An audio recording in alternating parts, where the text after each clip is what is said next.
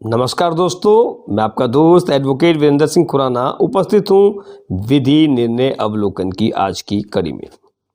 आज हम चर्चा करने जा रहे हैं एक काफ़ी सेंसिटिव मुद्दे की।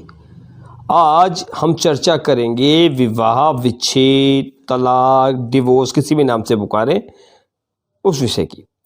क्योंकि आजकल आप यूट्यूब में देखिए एक बाढ़ सी आ गई है। आप कभी भी यूट्यूब चैनल उठाएं और उसमें देखें, उसमें आता है तलाक कैसे कराएं, विवाह विच्छेद इतने महीनों में हम कराएंगे तलाक। इस तरह की वीडियो की भरमार आ गई है, जिसे देखकर कभी कभी प्रतीत होता है परिवार न्यायालय विवाह विच्छेद के लिए ही बना है, या जैसे ही कोई विवाह हो गया उसकी एक्सपायरी डेट साथ साथ तय कर दी गई कि विवाह के पश्चात विवाह का विघटन होना ही होना है, और उसका कैसे कराएं उसका तरीका यूट्यूब में बताया जा रहा है। लेकिन वास्तव में ऐसा नहीं है। हमारे हिंदू में समाज में विवाह को एक संस्कार माना जाता है, और सबसे बड़ी समस्या क्या है कि जो समाज की एक सबसे महत्वपूर्ण कड़ी है परिवार में विवाह टूट रहे हैं। विवाह टूटने के कारण, जो विवाह विच्छेद के कारण विवाह टूट रहे हैं, उससे समाज विघटित हो रहा है और कहीं ना कहीं अलगाववादी नीति का अनुसरण किया जा रहा है। जबकि जो नियम है वह विवाह है, तलाक अपवाद है, मैरिज इज रूल। लेकिन इसके उलट यह दर्शाया जा रहा है कि जैसे तलाक ही नियम हो, तलाक ही लेना एक मकसद रह गया हो। मैं ये नहीं कह रहा हूं कि तलाक नहीं हो सकते, विवाह विच्छेद नहीं होने चाहिए। जहां पर बिल्कुल ही ऐसी स्थितियां विद्यमान हो जाए वहां पे तलाक अवश्य होना चाहिए। माननीय उच्चतम न्यायालय व उच्च न्यायालयों ने अपने विभिन्न न्याय विनिश्चयों से तय किया है कि कब कब तलाक किया जाना चाहिए, तब कब तलाक के लिए कौन सी परिस्थितियां हैं। लेकिन क्या मात्र अहम के लिए, अहम की संतुष्टि के लिए तलाक होना चाहिए? क्या तलाक का यही उद्देश्य है? यह एक सोचने का विषय है, यह एक विचारणीय विषय है जिस पर आज हम चर्चा करने जा रहे हैं।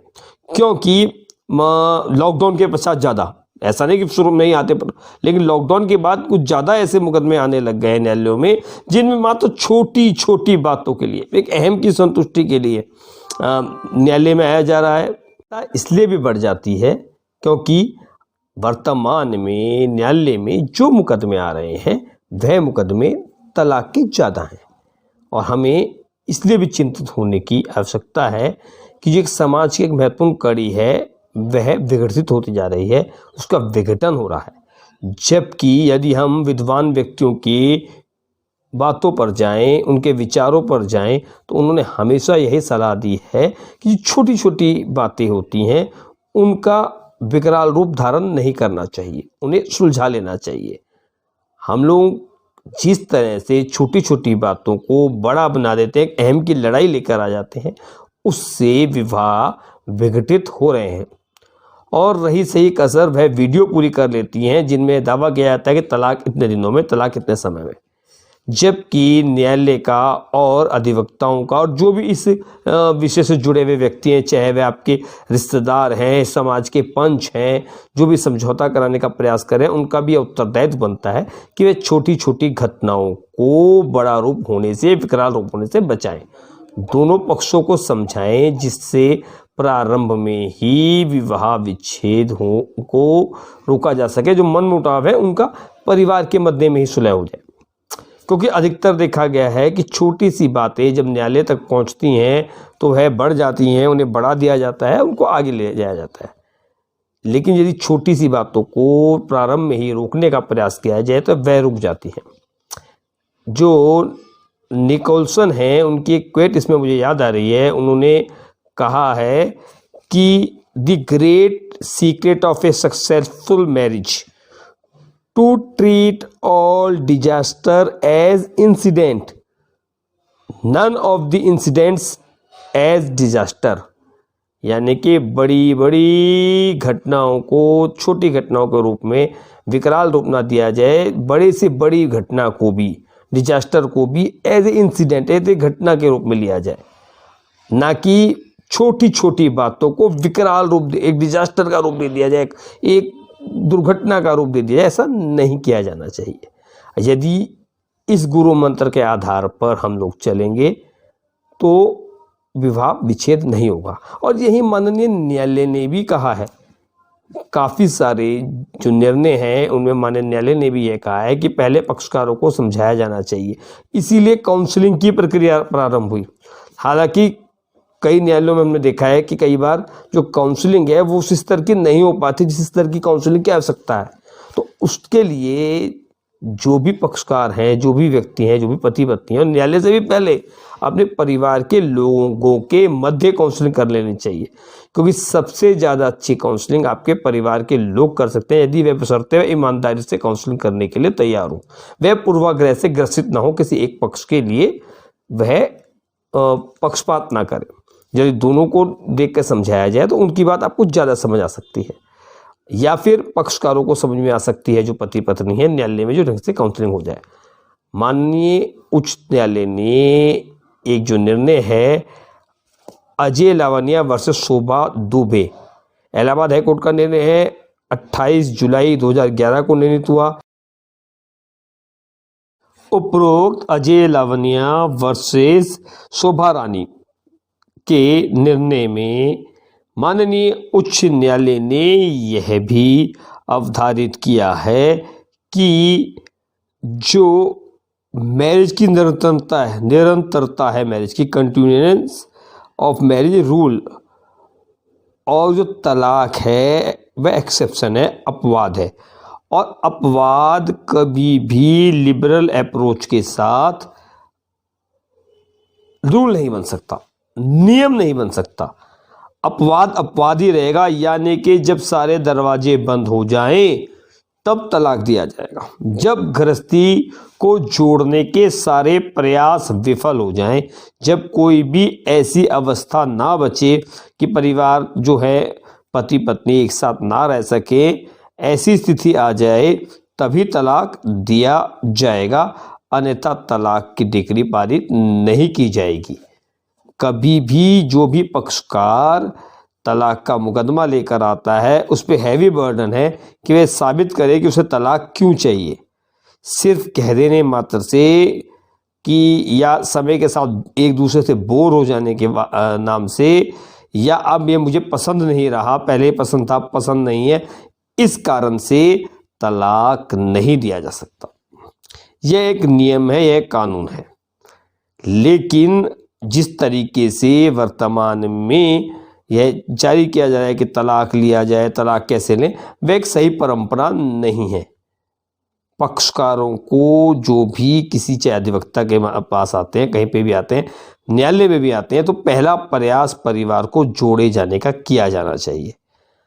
अभी 2020 में ही एक इलाहाबाद हाई कोर्ट ने निर्णय पारित किया। उस निर्णय में भी माननीय इलाहाबाद हाई कोर्ट ने काफ़ी अधिक गंभीरता व्यक्त की है कि जो परिवार में तलाक के मुकदमों की बढ़ रहे हैं। यह निर्णय है इलाहाबाद उच्च न्यायालय का।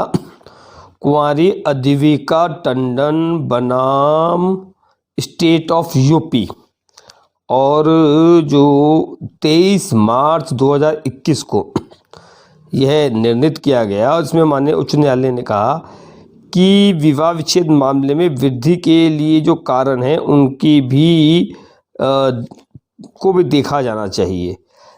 विवाह एक संस्थान है जो पुरुष और महिला को पारिवारिक जीवन में स्वीकार करता है। यह स्थायी संबंध है जिसमें पुरुष और महिला को समुदाय में उनकी परिस्थिति को खोए बिना एक साथ रहने के लिए सामाजिक रूप से अनुमति दी जाती है। विवाह न केवल दंपत्ति से संबंधित है बल्कि संपूर्ण समाज और भावी पीढ़ियों को प्रभावित करता है। उत्तरदायित्व जो ये दंपत्ति को सौंपता है इस प्रकार भारी और संवेदनशील दोनों है। हिंदू दृष्टिकोण में विवाह मानवीय कमजोरी के प्रति रियायत नहीं है बल्कि आध्यात्मिक विकास के लिए साधन है। पुरुष और महिला आध्यात्मिक साथी हैं जो विवाह के संस्थान के माध्यम से उनकी आत्मा की प्रगति में उनकी व्यक्तिगत सहज वृत्ति और मनोभाव से संबद्ध ऊर्जा को निर्देश दे सकता है। विवाह का संस्थान मानव समाज के सभी रूपों का केंद्रीय प्ररूप है जो सभ्यता का भाग है। विवाह सभी मानवीय संबंधों का गहन तथा अत्यधिक जटिलता है, क्योंकि यह दो लोगों के लिए उनको जीवन को एक साथ व्यतीत करना कठिन कार्य है, जब उनकी अपनी स्वतंत्र सोच और जीवन का ढंग है। भारतीय जीवन में भूमिका प्रत्याशा विवाह में अत्यधिक विनिर्दिष्ट और सांसाधनिक है। इस प्रकार परिवार में महिला की भूमिका विविध हो गई है। संस्थानों के वर्ग के रूप में विवाह और परिवार भी औपचारिक और अनौपचारिक उद्देश्य तथा वस्तुगत पहलुओं को भी आच्छादित करता है। परिवार सभी मानव सभ्यता का मूल भवन खंड है। विवाह शरीर से उसे एक साथ रखता है। संस्कृति का लाभ उसके नागरिक और उनके बच्चे अंतोगत्वा विवाह की सफलता से संबंधित है। और आधुनिक समय में परिवार का संस्थान में तीव्र परिवर्तन हो रहा है। जो पैरा 14 में इस निर्णय में कहा है कि आधुनिक समय में परिवार का संस्थान में तीव्र परिवर्तन हो रहा है, जिस कारण परिवार की संरचना परिवर्तित हो रही है। विवाह का बंधन परिवार का आधार है। विवाह के बंधन को कमजोर करने का परिणाम पारिवारिक बंधन के कमजोर होने में होता है। आजकल विवाह धार्मिक अनुष्ठान नहीं है, बल्कि केवल सामाजिक संविदा है, जो आसानी से ओवन या किसी प्रकार की गलतफहमी के आधार पर आसानी से भंग हो जाता है। परिणाम स्वरूप विवाह विच्छेदों की बढ़ती हुई संख्या है। वैवाहिक बंधन के कमजोर करने का प्रमुख कारण महिलाओं की शिक्षा द्वारा सृजित नई परिस्थितियों को अनुकूल बनाने के लिए पुरुषों की असफलता है। माननीय उच्च न्यायालय इलाहाबाद ने महसूस किया कि आज के जो आधुनिक समाज है इसमें विवाह विघटित हो रहे हैं, और क्योंकि एक तो गलतफहमी, एक धैर्यशीलता की कमी, और कहीं ना कहीं जिस प्रकार से हम प्रगति कर रहे हैं हम समाज की एक महत्वपूर्ण इकाई को छोड़ते जा रहे हैं, जो विवाह है।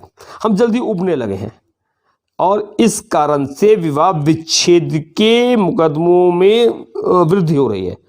बिल्कुल एक बात ध्यान से रख देने वाली बात है कि जहाँ पर भी कहा जा रहा है वह यह कहा जा रहा है कि विवाह विच्छेद के वादों की वृद्धि हो रही है, मुकदमों की वृद्धि हो रही है। विवाह विच्छेद की बात नहीं कही जा रही है। विवाह विच्छेद तो हम लोग या तो स्वेच्छा से करने लग जाते हैं, जो पक्षकार हैं जो स्वेच्छा से कर लेते हैं कि हाँ जी हम लोगों को एक साथ नहीं रह सकते हैं, म्यूचुअल कंसेंसस हम कहते हैं। या फिर कुछ समय जब मुकदमा चलता है तो जब ज़्यादा देर मुकदमा चलने लग जाता है तो दूरियां बढ़ने लग जाती हैं। जब दूरियां बढ़ने लग जाती हैं तो अल्टीमेटली होता क्या है कि एक समझौते से विवाह विच्छेद कर दिया जाता है। दोनों ही दशाएं समाज के लिए खतरनाक है। इसीलिए माननीय उच्च न्यायालय भी चिंतित है, माननीय उच्चतम न्यायालय भी चिंतित है कि समाज की एक महत्वपूर्ण कड़ी को हम लोग किस तरीके से विवाह को विकसित करने जा रहे हैं। ये ना तो हमारे संस्कार हैं, ना हमारे संस्कारों में बताया गया है, धार्मिक संस्कारों में बताया गया है, ना जो मंत्र आप विवाह के समय पढ़ते हैं उनमें बताया गया है। अब हम लोग प्रयास यही कर रहे हैं कि धीरे धीरे, क्योंकि जिस तरीके से विवाह आजकल यह तो बहुत उसमें आने लगे कि विवाह विच्छेद कैसे कराएं, हम लोग प्रयास करने जा रहे हैं कि विवाह विच्छेद कैसे रोके। न्यायालय में जो मुकदमे चल रहे हैं उसमें किस तरीके से पैरवी की जाए कि विवाह विच्छेद का मुकदमा, क्योंकि विवाह एक नियम है और तलाक एक अपवाद। तो क्यों नहीं हम यह करें कि जो नियम है वह कायम रहे, जब तक सर से ऊपर से पानी नहीं गया विवाह हमारे खत्म ना हो। इस पे एक श्रृंखलाबद्ध हम लोग एक प्रयास कर रहे हैं कि एक वीडियो आपके समक्ष लाते हैं अपने यूट्यूब चैनल के माध्यम से। यदि आपने हमारा चैनल सब्सक्राइब नहीं किया गया है, आप तुरंत यूट्यूब में सर्च बॉक्स में एडवोकेट वीरेंद्र सिंह खुराना टाइप कर सकते हैं, आपको हमारा चैनल मिल जाएगा। यहाँ पे भी नीचे सब्सक्राइब का बटन दबा है, आप उससे दबा सकते हैं, और या फिर आप विधि निर्णय अवलोकन जो हमारे चैनल का नाम है उसको भी डाल सकते हैं। किसी भी माध्यम से आप इस हमारे चैनल को सब्सक्राइब करें, जिससे आगे आने वाली श्रृंखला जो हम विवाह विच्छेद को कैसे रोकें वह श्रृंखला आप मिस ना कर पाएँ। उसमें जो श्रृंखला में जैसी क्रमवार 1, 2, 3, 4 करके वीडियो हमारी आए, आप उनको आप पे बेल आइकॉन दबा दें ताकि उसका नोटिफिकेशन भी आपके पास पहुंचता रहे। आपसे पुनः इस उम्मीद के साथ कि आप चैनल सब्सक्राइब करेंगे, हमारे साथ जुड़े रहेंगे और अपने महत्वपूर्ण सुझाव भी हमें प्रेषित करते रहेंगे। आपसे विदा लेते हैं। नमस्कार।